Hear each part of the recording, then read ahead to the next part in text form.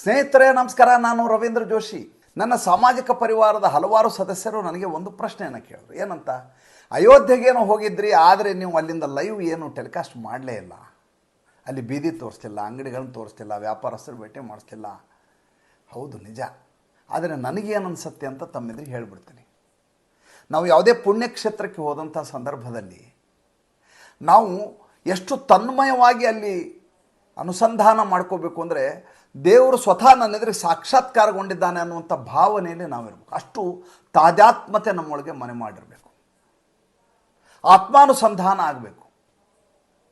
ತದನಂತರ ನಾವು ಯಾವ ಭಾವವನ್ನು ಅನುಭವಿಸಿದ್ದೀವಿ, ಯಾವ ಅನುಭೂತಿಯಲ್ಲಿರ್ತೀವೋ ಅದನ್ನು ಹಾಗೆಯೇ ಶೇಖರಿಸಿಕೊಂಡು ಬಂದು ನಮ್ಮ ವೀಕ್ಷಕರ ಎದುರುಗಡೆ ಏಕಾಗ್ರತೆಯಿಂದ ಏಕಾಂತದಲ್ಲಿ ಕುಳಿತು ಅದನ್ನೆಲ್ಲ ಹೇಳ್ಕೋಬೇಕು. ನನ್ನದು ಆ ರೀತಿ ಆಲೋಚನೆ. ನಾನು ಹರಿದ್ವಾರಕ್ಕೆ ಹೋದಂಥ ಸಂದರ್ಭದಲ್ಲಿ ಅಲ್ಲಿ ಹರ್ಕಿ ಪೌದಿ ಅಂತ ಇದೆ, ಅಲ್ಲಿ ಕೂಡ ಗಂಗಾ ಆರತಿ ಮಾಡ್ತಾರೆ. ಸಂಜೆ 6-6:30 ಹೋಗ್ಬಿಟ್ರೆ ನೋಡಲಿಕ್ಕೆ ರಮಣೀಯವಾದಂಥ ದೃಶ್ಯ. ಎರಡು ಕಣ್ಣು ಸಾಲದು. ಅಲ್ಲಿ ಗಂಗೆಗೆ ಮಂಗಳಾರತಿ ಮಾಡುವ ಸಂದರ್ಭದಲ್ಲಿ ನಿಮಗೆ ಯಾವ ಭಾವ ಉಂಟಾಗತ್ತೆ ಅಂತ ನಾನು ಕ್ಯಾಮ್ರಾ ಹಿಡ್ಕೊಂಡು ಹೋಗೋಕ್ಕಿಂತ ಅದನ್ನು ನಾನು ಅನುಭವಿಸಿ ತದನಂತರ ಏಕಾಂತದಲ್ಲಿ ನಿಮ್ಮ ಜೊತೆ ಹಂಚಿಕೊಂಡಾಗ ನಿಮ್ಮಲ್ಲಿ ಕೂಡ ಆ ಭಾವ ನಿಮ್ಮಲ್ಲಿ ಆವಿರ್ಭವಿಸುತ್ತೆ. ಜೊತೆಗೆ ಅದನ್ನು ನೋಡಿದ ಒಂದು ಅನುಭೂತಿ ನಿಮ್ಮಲ್ಲಿ ಉಂಟಾಗತ್ತೆ. ಹಾಗೆ ಮಾತ್ರ ಸಾಧ್ಯವಿನ ನಾವು ಅಲ್ಲೇ ಬೀದಿನಲ್ಲಿ ಕ್ಯಾಮ್ರಾ ಹಿಡ್ಕೊಂಡು ಓಡಾಡಿ ಇದು ಹೀಗಿದೆ ಅದು ಹಾಗಿದೆ ಅಂದಾಗ ಅದು ಕೇವಲ ಅದು ವ್ಯಾಪಾರದ ಸರಕಾಗಬಹುದೇ ವಿನ ಅದು ಒಬ್ಬ ಶ್ರೋತೃವಿಗೆ ಎದುರು ಕೂತವನಿಗೆ ಅದರಿಂದ ದಕ್ಕಬಹುದಾದಂಥ ಪುಣ್ಯ ಫಲ ದಕ್ಕಲಿಕ್ಕೆ ಸಾಧ್ಯ ಆಗೋದಿಲ್ಲ ಅಂತ.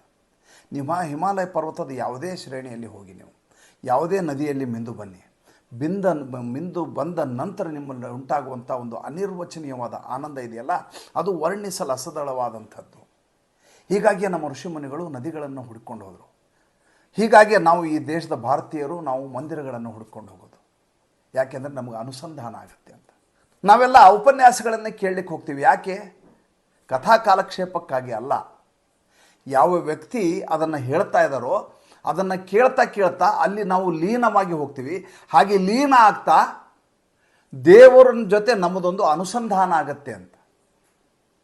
ಆ ಪುಣ್ಯ ಕ್ಷಣ ಇದೆಯಲ್ಲ, ಅದನ್ನು ಅನುಭವಿಸಿಯೇ ಆ ಭಾವವನ್ನು ಪಡೆಯಬಹುದೇ ವಿನಃ ಅದನ್ನು ಶಬ್ದದಲ್ಲಿ ಹೇಳಲಿಕ್ಕೆ ಸಾಧ್ಯ ಆಗೋದಿಲ್ಲ. ಅದಕ್ಕಾಗಿ ನಾವು ಅನುಭೂತಿ ಅಂತೀವಿ.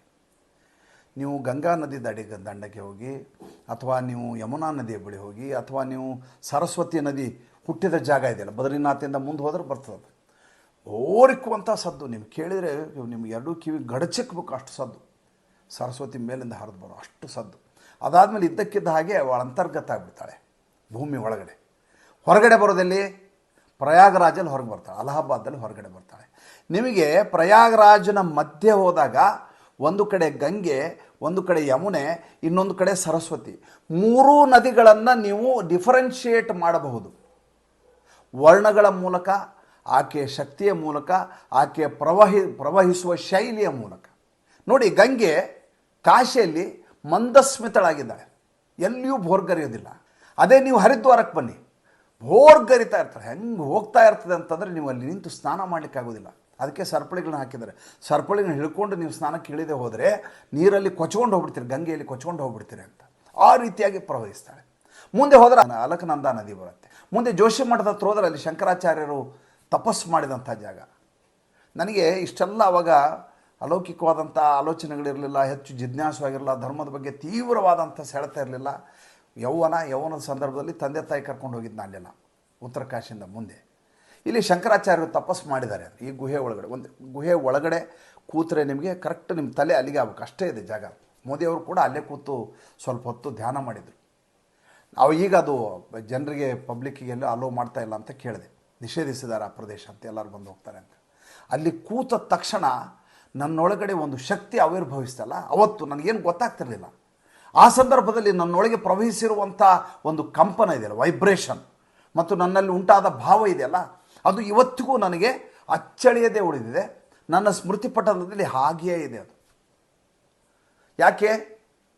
ಯಾಕೆಂದರೆ ಶಂಕರಾಚಾರ್ಯರು ಕೂತಿರುವಂಥ ಜಾಗ, ಅಂಥ ಶಕ್ತಿಮಾನ್ ವ್ಯಕ್ತಿಯಲ್ಲಿ ಕೂತು ತಪಸ್ಸು ಮಾಡಿದ್ದಾರೆ ಅಂದರೆ ಆ ಜಾಗಕ್ಕೆ ಎಷ್ಟು ಶಕ್ತಿ ಬಂದಿರ್ತದೆ ಅನ್ನೋದನ್ನು ಆಲೋಚನೆ ಮಾಡಬೇಕು ನಾವು.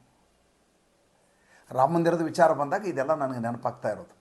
ನಾನು ಹೋಗಿದ್ದೆ, ಹೌದು, ಅಯೋಧ್ಯೆಗೆ ಹೋದೆ. ಸರಿಯು ನದಿ ತಟಾಕದಲ್ಲಿ ಎಷ್ಟೋ ಗಂಟೆಗಳ ಕಟ್ಟಲೆ ಸುಮ್ಮನೆ ಕೂತಿದ್ದೆ. ಏನು ಸುಮ್ಮನೆ ಕೂತ್ಕೋತೀರಿ ಅಂತ ಬೇರೆದವ್ರಿಗೆ ಅನಿಸುತ್ತೆ. ಎಷ್ಟೋ ಜನ ಬರೀ ಫೋಟೋ ತಗೋತಾರೆ, ಇನ್ಯಾರೋ ವಿಡಿಯೋ ಮಾಡ್ತಾ ಇರ್ತಾರೆ, ಯಾರೋ ಕಾಮೆಂಟ್ರಿ ಹೇಳ್ತಾ ಇರ್ತಾರೆ. ನನಗೆ ಕೇವಲ ಇಲ್ಲಿ ಸುಮ್ಮನೆ ಕೂತ್ಕೋಬೇಕು ಅಂತ ಅನಿಸ್ತು. ಏನೂ ಮಾಡಬಾರ್ದು, ಪ್ರಕೃತಿಯ ಜೊತೆ ನನ್ನ ಅನುಸಂಧಾನ ಆಗಬೇಕು. ಶ್ರೀರಾಮಚಂದ್ರ ಇಲ್ಲಿ ಹುಟ್ಟಿದ್ದ, ಈ ನದಿಯಲ್ಲಿ ಮಿಂದು ಹೋಗಿದ್ದಾನೆ ಅನ್ನೋದು ಇದೆಯಲ್ಲ, ಅದನ್ನು ಸುಮ್ಮನೆ ಕಲ್ಪನೆ ಮಾಡ್ಕೊಂಡ್ಬಿಟ್ರೆ ಸಾಕು. ಅದರ ಸುಖವೇ ಬೇರೆ. ಅದಾದ ಮೇಲೆ ಈಗ ರಾಮಚಂದ್ರ ಇದ್ದಾನೆ, ಆ ಜಾಗಕ್ಕೆ ಹೋದೆ. ಯಾರೋ ಹೇಳಿದ್ರು 30 ಅಡಿ ದೂರದಲ್ಲಿ ಕಟ್ಟಿಬಿಟ್ಟಿದ್ದಾರೆ, ರಾಮ ಹುಟ್ಟಿದ ಜಾಗದಲ್ಲಿ ಕಟ್ಟಿಲ್ಲ. ಸ್ವಾಮಿ, ಶ್ರೀರಾಮಚಂದ್ರ ಆ ಪುಣ್ಯಭೂಮಿಯಲ್ಲಿ ಯಾವ ಮೂಲೆಯಲ್ಲಿ ಜನಿಸಿದ್ರು ಸರಿ, ಸಂಪೂರ್ಣವಾಗಿ ಅದಕ್ಕೊಂದು ಅಂಥದ್ದೊಂದು ಇನ್ನಿಲ್ಲದ ಆದಂಥ ಶಕ್ತಿ ಆ ಜಾಗದಲ್ಲಿರ್ತದೆ. ಅದಕ್ಕಿಲ್ಲೇ ಈ ಗೆರೆ ಹೊಡೆದು ಯಾವ ತೋಟದಲ್ಲಿ ಮಲಗಿಸಿದ್ರು ಅಲ್ಲಿ ಗರ್ಭಗುಡಿ ಮಾಡಬೇಕಾದ ಅಗತ್ಯ ಇಲ್ಲ. ಯಾರಿಗೆ ಸರಿಯಾದಂಥ ನಮ್ಮ ಪರಂಪರೆಯ ಬಗ್ಗೆ, ನಮ್ಮ ಧರ್ಮದ ಬಗ್ಗೆ ತಿಳುವಳಿಕೆ ಇರೋದಿಲ್ಲವೋ ಅವರು ಈ ರೀತಿಯಾದಂಥ ಮಾತುಗಳನ್ನು ಆಡ್ತಾರೆ ಮತ್ತು ಕೇವಲ ರಾಜಕೀಯಕ್ಕಾಗಿ ಮಾತಾಡ್ತಾರೆ. ನನಗೆ ಹೀಗಾಗಿ ಅಯೋಧ್ಯೆಗೆ ಹೋದಾಗಲಿ ಅಥವಾ ಪ್ರಯಾಗರಾಜ್ಗೆ ಹೋದಾಗ, ಕಾಶಿಗೆ ಹೋದಾಗ ನನಗೆ ಅನಿಸಿದ್ದೇನೆಂದರೆ, ಇಲ್ಲಿ ಕೂತು ವಿಡಿಯೋ ಮಾಡೋದಕ್ಕಿಂತ ಇಲ್ಲಿ ಮೊದಲು ನಾನು ನನ್ನೊಳಗೆ ಈ ಕಂಪನವನ್ನು ಅನುಭವಿಸಿ ಆದ ಮೇಲೆ ನನ್ನ ಸಾಮಾಜಿಕ ಪರಿವಾರದ ನನ್ನ ಸದಸ್ಯರಿಗೆ ಇದನ್ನು ಹಂಚ್ಕೋಬೇಕು. ಕೇಳುವ ಮೂಲಕವೂ ಅವರಿಗೆ ಅನುಸಂಧಾನ ಆದರೆ ಸಾಕು. ಶ್ರೀರಾಮಚಂದ್ರ ಇಂಥದ್ದೊಂದು ಅವಕಾಶ, ಹೇಳುವಂಥ ಅವಕಾಶ ನನಗೆ ಕಲ್ಪಿಸಿದ್ದಾನೆ, ಕೇಳುವ ಅವಕಾಶ ಅವರಿಗೆ ಕಲ್ಪಿಸಿದ್ದಾನೆ ಅಂತಂದರೆ ಯಾವುದೋ ಕಾಲದ ದೈವ ಸಂಕಲ್ಪ, ಪೂರ್ವಜನ್ಮದ ಪ್ರೇರಣೆ ಅಂತ ಭಾವಿಸಬೇಕು. ಹೀಗಾಗಿ ಅಯೋಧ್ಯೆಯಲ್ಲಿ ಕುಳಿತು ಮಾತನಾಡುವುದಕ್ಕಿಂತ ಅಲ್ಲಿ ಬಂದ ಮೇಲೆ ನಾನು ಅನುಭವಿಸಿದ ಈ ಅನುಭವಗಳೇನಿದ್ದಾವೆ, ನನ್ನ ಅನುಭೂತಿಯನ್ನು ತಮ್ಮ ಜೊತೆ ಹಂಚಿಕೊಳ್ಳುವ ಪ್ರಯತ್ನಗಳನ್ನು ನಿರಂತರವಾಗಿ ಬೇರೆ ಬೇರೆ ಪುಣ್ಯಕ್ಷೇತ್ರಗಳ ಬಗ್ಗೆ, ಉತ್ತರ ಕಾಶಿ ಇರಬಹುದು, ಕಾಶಿ ಇರಬಹುದು, ಹರಿದ್ವಾರ, ಋಷಿಕೇಶ್, ಅಲ್ಲಿಯ ಲಕ್ಷ್ಮಣ ಝೂಲ, ಹಿಮಾಲಯ ಪರ್ವತ ಶ್ರೇಣಿ, ಸಾಕ್ಷಾತ್ ಪರಶಿವ ಈ ಹಿಮಾಲಯದಲ್ಲೇ ಇದಾನಂತೆ ನಿಮಗೆ ಖಂಡಿತವಾಗಿ ಅನಿಸುತ್ತೆ.